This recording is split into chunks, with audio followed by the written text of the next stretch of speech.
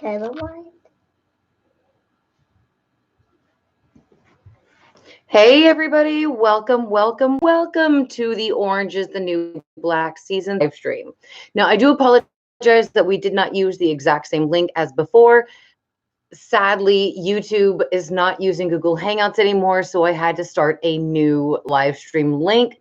So I'm going to try to find out how to add Michael to the stream, because simply without Michael, there actually is no stream. So if you guys just hang on for me before we introduce Michael, I wanted to introduce my lovely assistant, Valley.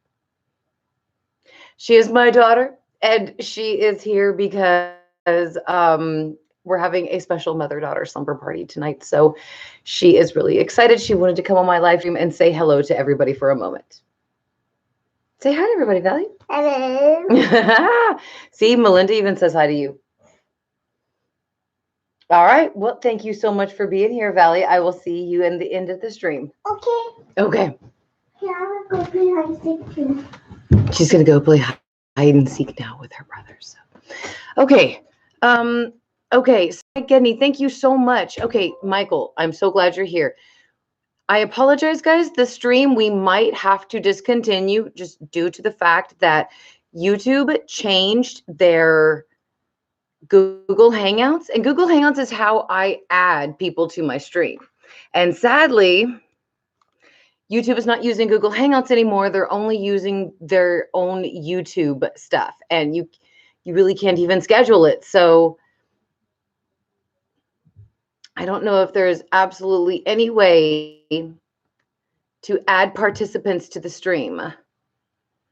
And I'm actually screen share, uploading a video right now on, oh no, that's just to share the link. This, that was to unmute me. I kind of figured I would come on here early and figure this out. There is absolutely no way. Thank you, Melinda. I made this shirt special for my weekly Wednesday live streams, and I wore it for my new video that I just made. However, it's a explanation video, so I hope people catch it. Thank you. I love this shirt. I made it. Okay, but Google owns YouTube. WTF? I have no idea, guys. They're not using Google Hangouts anymore, and that is what I use to stream on YouTube and to add people to my stream. Because other than that, I can't add Michael to my stream. And that's the whole point, is for him and I to get on here and to talk about what, excuse me, is to talk about what we loved and what we hated about this season. So, darn. Thank you all so much for your sweet compliments. I do not see, I see how to put an emoji on here, how to give via super chat. There is a way to do it through Facebook Messenger.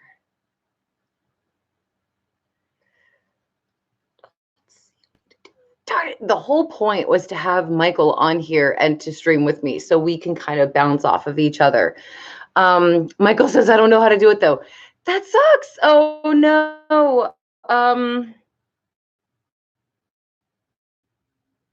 Well, what do you guys want me to do? I don't see a way to add him. And that's actually, there's no way to actually activate. I'm so sorry, the old stream. Let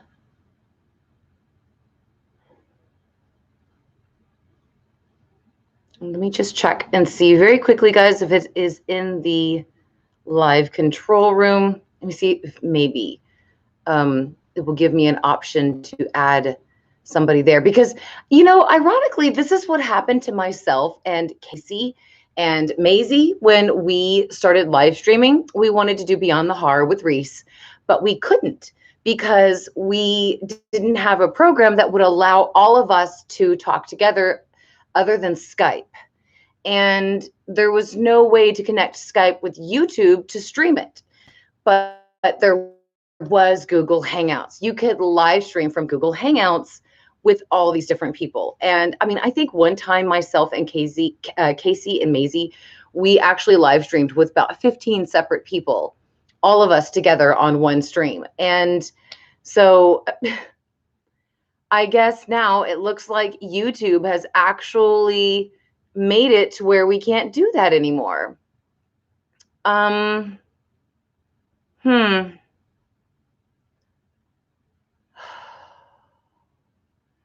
See the chat. There used to be a website that another YouTube used to stream a long time ago. I can try to find it. They were able to add people. Thank you, Notel Hotel. I greatly appreciate it. Mike Genny's asking for your phone. There's definitely no way to add people. Otherwise, I would have done that before. So definitely not through the phone either. So hashtag YouTube is over party, says Nate H. I know, right? This is really upsetting me because the whole point of this live stream was for myself and Michael Mullins Wright to rip apart season 7 of Orange is the New Black. So,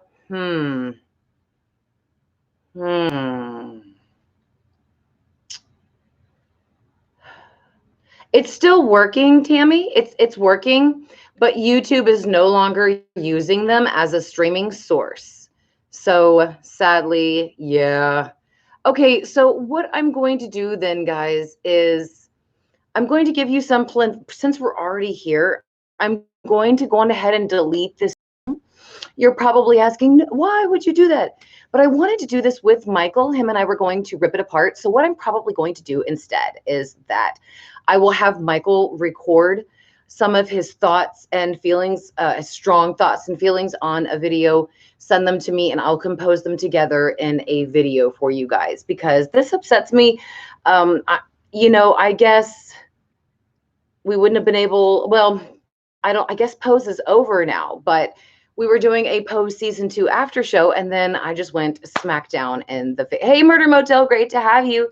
I went smack down in the face sick a couple of weeks ago, and I wasn't doing anything. So Michael and I weren't able to do Pose. Michael wouldn't feel good, and then mostly I wouldn't feel good. So when we're finally able to come together like tonight, sadly, YouTube is no longer using Google Hangouts as a live stream courier, so to speak. And YouTube does not have the capability to add other people to your actual stream. So I can't add Casey if he wanted to join, and I can't certainly add Michael if he wanted to join as well. And that sucks. That so sucks. That was the whole point of the stream. So I apologize. It's been about a good 10 minutes now. What I'm going to do then is I'm going to give you guys my preliminary thoughts because you have all stuck around to watch, and then just know that in about half an hour, I'm going to delete the stream, and then I'm going to see if I can find something else custom that I can add myself and Michael to. And by the way, I actually did some nice eye makeup tonight. So I just had to point it out because I'm going to delete the stream and it won't really matter now that I pointed it out. All right. So I'm so sorry, Michael. I'm just, like I said, going to give some quick notes, and then we're going to actually end this live stream so that way I can delete it, and then I can try for Michael and me to get another system so we can live stream together. So Be Happy says, so gamers can live stream their computer screen. So what if you screen recorded a Skype call and like streamed it that way? I guess you could also use Twitch. Absolutely, Be Happy. I would have to do like a screen record a Skype call, screenshot a Skype call, or I guess I could use Twitch. I did use XSplit before, but I really did not find a lot of greatness. So Debbie, Ebby, you are so badass. Thank you so much for your sweetness. So, okay, let's talk about a couple of little notes. Let's talk what I love. And by the way, guys, if you haven't watched Orange is the New Black season 7, which is the final season, do not watch this fucking live stream. Or if you do, be ready to be spoiled. And I'm so sorry, the word fuck is going to fly out a lot due to the fact that I feel that this should be my Friday night true crime patron live stream, and the word fuck flies out like every fucking sentence. So be aware that sometimes it might happen. So put on some fucking headphones if you have kids around.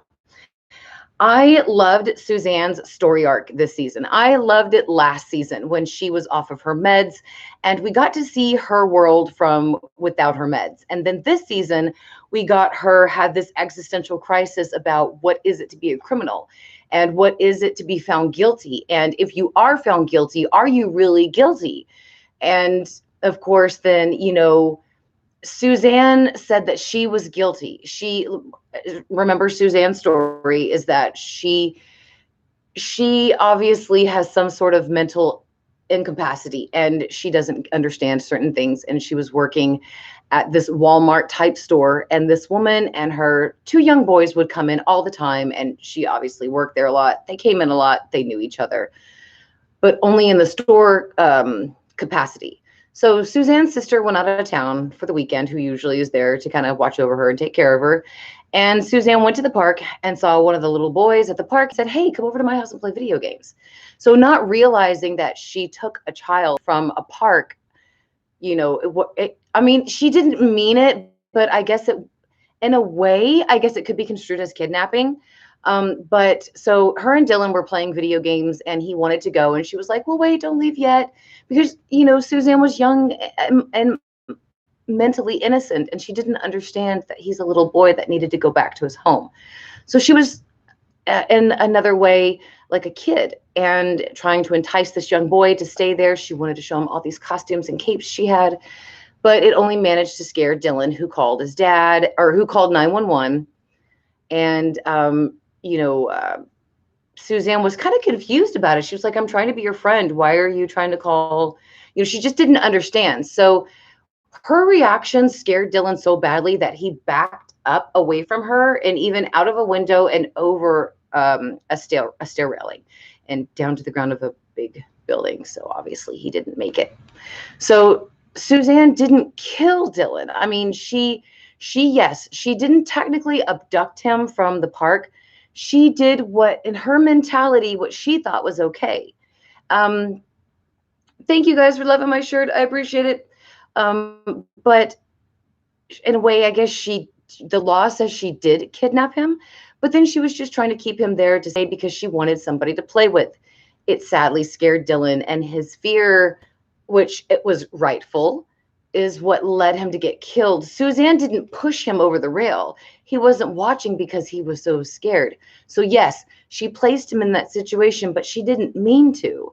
So there's a lot of women in Orange is the New Black in their past seasons where we've gotten their story that their convictions are pretty fuzzy, that you think, did they really deserve to be there? And Suzanne is definitely one of them because maybe she does deserve to be somewhere, but she didn't deserve to be found guilty of murder and she didn't deserve to go to jail. She, in my opinion, deserved to go away to a facility that would help her understand that what she did is constituted as murder. Something to help her understand more, because at first when you get Crazy Eyes' story with season 1, that's Crazy Eyes. But then you start understanding that's not Crazy Eyes, that's Suzanne. That's her. She's this harmless, wonderful young woman that just needs her medication. And Debbie says, but she should have been judged differently because she honestly didn't understand. She needed further care. Yes, Mary, exactly. Thank you, Debbie. She needed to be judged differently. And that is not what our United States justice system is set to do. It is just set to determine if you are guilty or innocent and punish you accordingly. And that's not the way that it should be, sadly, due to the fact that so many people are different degrees guilty, so to speak. I hope that makes sense. But I think it was just her existential story arc about being a criminal and where she truly deserves to be was just magnificent. That had to be one of the best points of the season. I really loved Piper's adjustment back to her own life because of how hard it was, how mentally, physically, and emotionally and financially hard it was. I honestly have not known anybody before that has ever gotten out of prison, so I did not know that when they're on parole, they had to pay their own fees, which they have to report to their parole officer and do a urine test. So they have to pay for the visit for the parole officer, and they have to pay for the urine test and certain other fees. So it's about like $100 per visit to your parole officer. And of course, if you don't pay, they take your ass immediately to jail. Which, has anybody ever heard of the term that's been coined as debtor's prison? Because at this point, it really makes me feel that it's true whenever you see those kinds of things. Piper isn't a hard ass criminal. She is a woman living with her brother Cal and his wife and their baby, and it does not really seem like she's liked there. Which, I mean, I know when you're new parents and you're trying to adjust to a baby, you don't even like the baby, okay? You're not gonna like the person who's shacking up in your spare room, okay? I totally get that. I remember being a new mom. But I mean, for God's sakes, Neri kind of treated Piper like she was a leper at times and that she just had no time or patience for her. And so I really understand, and Cal was kind of the same way. So I really like and understand how they were her family, but yet they were still trying to continue with their lives while she is trying to converge her prison life or her new life into everybody's lives that have never diverged in the first place. So, they've always been on path. So she's trying to just come back up and connect with them. So, I do appreciate and understand how they tried to illustrate to us Piper's return back to society. I absolutely loved and appreciated that because, of course, not every person out there that's paroled is going to reoffend, and they just want to get out there and have that second chance and make something of themselves. Though it's very hard for them to do because they have so many fees to pay. They have to report to this parole officer, and then, of course, they can't work past a certain time. But the only jobs that will hire them for like night shifts, which they can't work, things like that because they're on curfew. It just seems like the system is built to make parolees reoffend again. And I really loved how the show demonstrated that and how sadly true it is. I also loved Piper's relationship with her father, how it was that he was just totally disconnected from her. And he even seemed like he was not going to give her a chance. He was just, she was like, Dad, I'm really in a bind. I need $50. Fine, but pay me back, and then she goes to see him and he says, I assume you got that $50 for me. I mean, he was dick to her a lot. And there's a lot of dads out there that are like that. My dad is not like that. Thank you, God. Neither is my mother.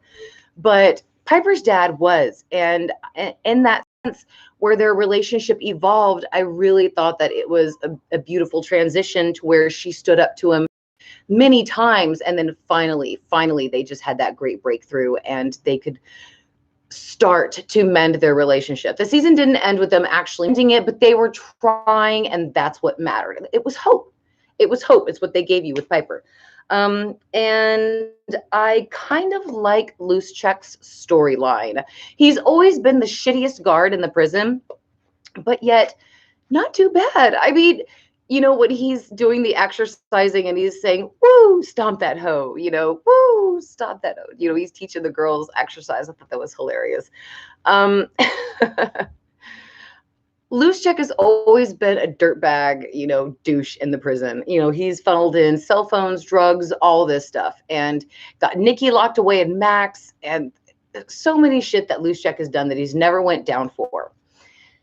And finally, Gloria goes down this season for the cell phone, which we'll get into that later. He admits to the new warden what he did, and he gets fired, and kind of, so where Gloria doesn't actually get extra time and she can get paroled. So I really like the redemption story arc that they did with Luschek, because had they did nothing with him at all, I would have kind of been pissed. I mean, I'm pissed, mind you. There's a lot of things we're about to talk about that I'm pissed about, but Luschek's storyline kind of, was a redemption, and it wasn't bad. Okay. And then one other thing that I really liked was the detention center was the women had to cook for them, and they were helping them trying to find their families. And it's just really sad that a lot of them, now you don't know if it's true. A lot of the show is researched and based upon the real life of Piper, who was the person who got actually to prison. So the detainees, I mean, obviously this is all allegedly, in my opinion, what they're portraying in the show, but allegedly keeping it, to where the attorneys can't visit. people can't call out because they can't afford the phone cards. They're taken, even if they don't even carry an ID and there's one at their house. They're taken and they can't call their family members to come bring their ID or even take care or even do anything. It's just really sad of what they are put through with ICE. And that story arc there, I'm glad they included because they had it at the end of season 6 where Linda was like, next on our block is detention centers. So I'm glad that they actually went forward with that story arc. And it needed to be said in these current times because that's terrible to have tiny babies in a court without an attorney. And for even the adults to be in a court without an attorney and where they have a right to have one. But they just the judge depends on the fact that the person is aware of the fact that they have a right to an attorney. So they just deport them. I mean, and we're going to talk about a story that I don't love here very soon about that. But again, I really do love how they highlighted the detention center's loose checks story arc, Piper's adjustment back to life, money and her father, and Suzanne's story arc with her existential crisis. Let's see. Piper's parole officer made me laugh. I know, Mike Gedney. Piper's parole officer was badass. She was so funny, and she had to have been a mom. I mean, she really kind of seemed like she kind of got it a little bit, Tammy says, kind of like where Andrea Yates is. She's in a place like that, not prison after killing her 5 kids in the bathtub because of her mental state. There is definitely another live stream there that we can talk about. Poor Andrea Yates, dude, she told her husband that if he left, she was going to kill herself and the kids. And he said, deuces, bitch. He fucking left her. She told him, I'm depressed. She just had a baby, so she had postpartum still. And she told him, I'm depressed. I'm having suicidal thoughts. I'm going to kill these kids and myself. You need to stay home with me. And he says, peace. I mean, this woman cried out for help and nobody helped her. And it's so sad because the video I'm just finishing on is my poison video that was crying out for help with all these doctors and nobody helped me. And it was so sad. So I totally feel her plight. And absolutely, I've seen her story. And yeah, even the doctors, thank you, Melinda. Even the doctors told her husband, Andrea Yates' husband, don't leave your wife. You may get fired or whatever, but you can't leave your wife. That is how fragile her mental state is. And he still said, love you, honey. I'll see you after work. Fucking dick. So anyway, this season made me like her a lot. She has a heart, LMFAO. And one other thing I liked was Joe and Figueroa's determination to have a baby. And when they couldn't, at the end of the season, they went to go adopt and immediately found this foul-mouthed little sweet, cute little girl that they didn't even expect that they would want. So I did like that as well. Now, let's move on to something that I want to ask you guys really quickly. Where the fuck was Miss Claudette? Remember, it's like season 2 or 3, whatever, I think. Maybe even season 4, I don't know. Miss Claudette was up for parole. She didn't get it. So she got so mad that she tried to strangle the chick that Joe had the crush on. And so she went to Max for it. Then we went to Max in season 6 and 7 and never saw Miss Claudette. Where the fuck did she go? I mean, at least they could have said, hey, she got transferred or something like that. But nothing. I mean, I really hate it when they write off characters and they just literally write them off and you get nothing from them ever again. I mean, I know that sometimes it's the point, but this is a show where we do go back and visit characters. Remember when Luschek marked and said that the heroine was Nikki's when it wasn't, and she went to Max for it. We got Nikki back again. So same thing, even with the Australian chick that Piper put in Max, we even got to see her again. And then Nikki gave us her conclusion that she got out. So if at least we could have been told that Miss Claudette was transferred or moved to Max. I mean, something we need. Debbie Ebby says Fig and the beer can spinoff, LOL. The little girl singing about rolling a joint, LMFAO. I loved her. Yeah, she really was. Okay, so let's talk about what I fucking hated. And before we do, I just want to say, guys, don't forget, I think my dog is at the door scratching at it. I guess he wanted to try to come in. If you guys are enjoying the stream, don't forget to please thumb it up. I would greatly appreciate it. Oh, I guess it really doesn't matter because seeing is that I'm going to delete this so Michael and I can actually do a live stream together. So, man, I guess it doesn't matter. So never mind.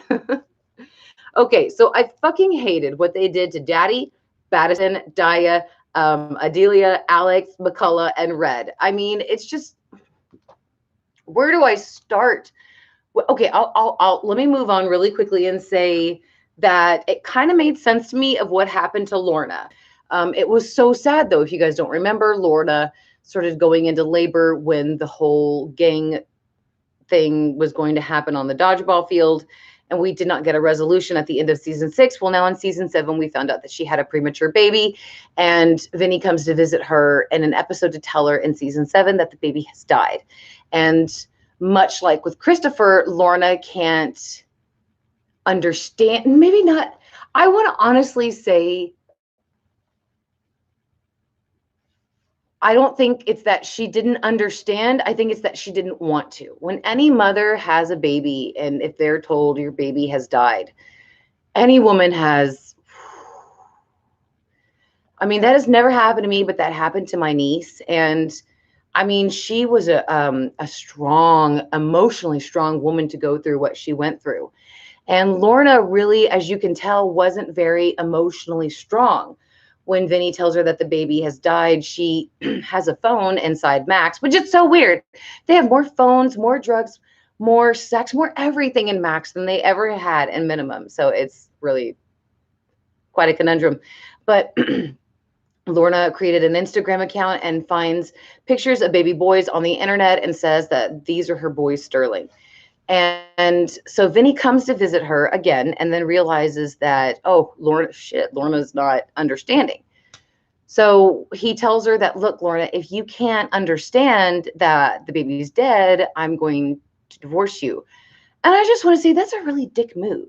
If your girlfriend, wife, or partner has just had a baby and the baby has died and they can't understand that, they can't cope with that, don't fucking leave them. Get them help. Stick with them for a good while. Help them through it. And then when they are strong enough, yes, let them know that it's going to be time for you guys to part ways. And if they put a guilt trip on you or try to make you stay, well, look, you still need a break from that. But you should still make sure that they seek help. The thing is No Tail Hotel says maybe a laptop to watch Netflix in their bunk at night, right? No Tail said they had like 5 phones and 3 iPads, I swear. They sure did. You just don't do that to your partner. And the fact that Vinny could do that to Lorna really pissed me off.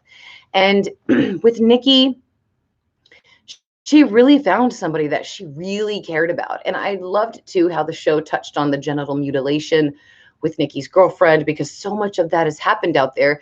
And I'm really glad that the show took the opportunity with the detention camp to touch on that, because female genital mutilation is a very sad statistic that is out there for other countries, and it should be talked about so it could be changed. But while Nikki was happy with somebody that she found and loved in the detention center, Red was falling apart and poor Lorna was falling apart. And in that sense, I do see that Nikki did actually somewhat have a happy ending, but I really hated with what they did to Red and how they made Nikki, Lorna, and Red suffer the way they did this season. It was so damn depressing. I wanted to go back and rewatch season 7 before this live stream, and I told myself, there's no fucking way. It's hard for me just to go back and watch when they depressing. I mean, you want to watch something that's fucking depressing. But season 7 of Orange is the New Black defines depression. Daya, get this, guys. Daya fucking kills Daddy. I mean, she fucking, poor Daddy. I mean, I say that poor because she is the victim, but Daddy does have the unfortunate luck, I do say, of cheating on Daya, and Daya kills her. Wow. I mean, they did a Mad Queen thing with Daya. Daya courts her oldest sister to start bringing in the drugs to the prison. Aleda, and I said Adelia, I think earlier, and I apologize, I said her Daya's mother's name wrong, but Aleda realizes what Daya's doing, and she catches her 13-year-old daughter with like a 23-year-old drug dealer, and she does what any normal mom does. She tries to beat the fuck out of him and throws a brick through his car window. I mean, it wasn't his car, mind you, but I don't understand how that got her sent to maximum prison. I mean, how did she get sentenced so fast? Did she plead guilty? I mean, the justice system does not work that swiftly. I don't understand how she got back to Litchfield so fast, but still, she did what any normal mother would do. And if Aleda was smart, she would have dark webbed that shit and sold that motherfucker. Sold him, not the drugs. She would have made more money selling that drug dealer guy to somebody in China, for their pets' food, rather than going to prison and just dealing the drugs that way. But that left the guard that Aleda was having sex with and dating in charge of her children and all that stuff. They were still bringing it all into the prison.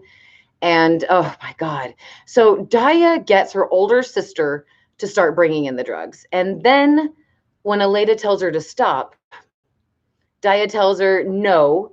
And if you tell me no, I'll just do whatever I want. And I'll even bring in little Lucy.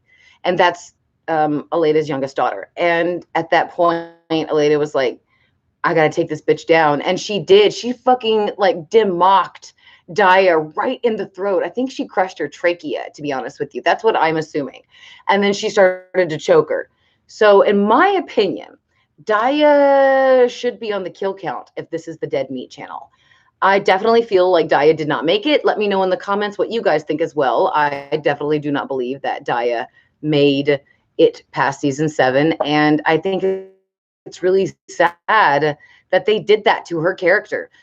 Daya came in as this sweet, soft-spoken, sweet young girl that liked to paint. And I know her arc of what happened when she killed the guard after her baby got taken, things like that, or after she gave it up. And I don't know, but in my opinion, it's kind of like they went mad queen with Daya, and I just didn't buy it. And I didn't like it. Though I did like the shot with Pornstash at the end with Daya's baby, and they were playing with, the pots and pans on the floor. So I really loved that. That was something very sweet. It made me cry like a mofo saying, oh, that's Daya's baby. Because it took me a while to understand that. I was like, who is that guy? And then I realized, like, who is that baby? And then I was like, because he shaved his stash. He didn't have the stash in the final scene in season 7. And I realized, oh, that's Daya's baby in Pornstash. Oh my God. So yeah, I don't like Daya's ending. And I don't like what they did to Baddison, how she just got transferred like that. I was really invested into Baddison, and I actually liked her. So that sucked. I didn't like that they just wrote her off like that. I didn't like the Alex and McCullough affair. It just didn't seem natural to me. Though I did like I didn't like it. How should I say this? I liked how the show touched on what the guard did to Alex by forcing the drugs and the heroin, when he shoved the heroin in a condom, tied it up and made her swallow it, forced it down her throat. I thought, my God, he's like raping her, except of the, mouth. But he shoved the heroin down her throat, and she was like, dude, this could kill me if it busts open. And he's like, well, let's hope it doesn't. And so McCullough kind of came in to save Alex, because once Baddison was gone, that, bald guard needed somebody to sell his drugs for him. And so he forced Alex to do it. McCullough came in to kind of like save her, and they kind of started this relationship. And I don't know, I just didn't buy it. The scenes with McCullough and Alex, I kind of fast forwarded because I just didn't give a fuck about it. And it just didn't seem believable because Alex loved Piper so much. Though I did like the scenes where Alex did try to just go out there and just try to have some random sex with people just to try to get that need out, and that it didn't fulfill her, and that sex and love are two separate things. And when you are in love with the person that you're having sex with, it's a completely different experience, and it's even more orgasmic. So I liked Piper's journey about discovering that she didn't need to have sex with anybody. She didn't need anybody, that she could just wait for Alex. And, you know, their little post-settlemental breakup, I didn't like. But when at the end, when Piper went to go see Alex in Ohio because she got transferred, I liked that the relationship was still continuing and things like that. So that was definitely awesome. And I did not like what they did with Red. I understand how they wanted to highlight dementia, Alzheimer's, and how it is actually into people. But had I had known that was going to happen to Red at the beginning of the season, I wouldn't have invested so much in her character. After everything that Red went through in season 5 with having her head shaved and with the thing that Piscatella did to her and how she saved all the girls, I didn't think that was going to be her story arc for season 7. I thought that she would get a much more redeeming story arc than that. Maybe she would have gotten paroled. Speaking of that, why did Pensatuski kill herself? Because she didn't get her high school diploma equivalency? That doesn't make sense. That was incredibly stupid. And I thought for her story arc with Boo and how Boo was telling her, you know, because she felt bad about her abortions, and Boo was, you know, helping her understand that, look, you didn't have those kids, so they're not here to have shitty lives, to grow up to be shitty adults, that kind of thing. Her story arc with Boo, and of course her escape and stuff, I thought we were heading towards Pensatuski getting redeemed, even in Florida, like taking care of Suzanne. Even maybe that would just be what she did. But no, they had to kill her off, and I didn't like it. Same thing with Maritza. Maritza got completely transported back to, I guess it was Colombia, and I apologize, I don't remember. But she got deported, and I hated that. And I understand that we had to say goodbye to a lot of characters, but I just hated a lot of the endings for some of them. They should have just left it ambiguous. I did kind of like what they did with Tasty. Not really. The end, yeah, the Pusey Washington fund, absolutely, that was great, and help, you know, making a difference in prisons, that was fantastic. But I did not like her whole suicidal arc and things like that. I did like Tamika being the warden. You know, things like that. So I am just so thankful that you guys were here tonight. Mike Gedney says, did you guys notice the real Piper and Larry were in the scene towards the end when Piper was visiting Alex? I didn't notice it until someone pointed it out. No, I didn't notice it. I honestly didn't. I'll have to go back and see the same thing as well. Debbie says, I think P-Tuck killed herself because they were trying to make us think Tasty was going to do it. And it was a cheap, dirty, nasty, unnecessary trick. I agree. Okay, guys, Valley's going to hop on my stream with me really quickly, and we are going to wish everybody a goodbye. Now, again, I am going to go into more massive detail. Dawn, no worries. We're going to end the stream due to the fact that YouTube has changed their camera provider. They're no longer using Google Hangouts. So that means that I have to use their YouTube account, and there's no way to add somebody onto your channel unless they're sitting right beside you. So I'm going to end the stream, and then I'm going to delete it because Michael and I are going to come together and do something still for Orange is the New Black season 7, because we have a lot of shit to bitch about. Now, for my patrons, I just want to say, guys, remember on Sunday night, we're going to talk about When They See Us, episode 2. Tomorrow night, Saturday night, interactive patron night for my patrons. And yeah, that was it. Thanks for being here while I griped about Orange is the New Black season 7 without Michael. Michael, I miss you. Layla says, I'm so late to comment, but I just wanted to say hi. I'm watching via TV. So great to have you, Layla. All right, guys. So we are going to head out. Valley and I are having a special mommy-daughter slumber party. And I'm also uploading a video. So I want to finish that and get that done for you guys. So I know. So Valley, say bye to everybody. Bye. Guys, we love you so much. Thank you so much for watching. And I will see my patrons tomorrow night. Love you guys. Thank you all so much for being here. Bye. My cat, I want to stream with you tonight, tomorrow night. I'm not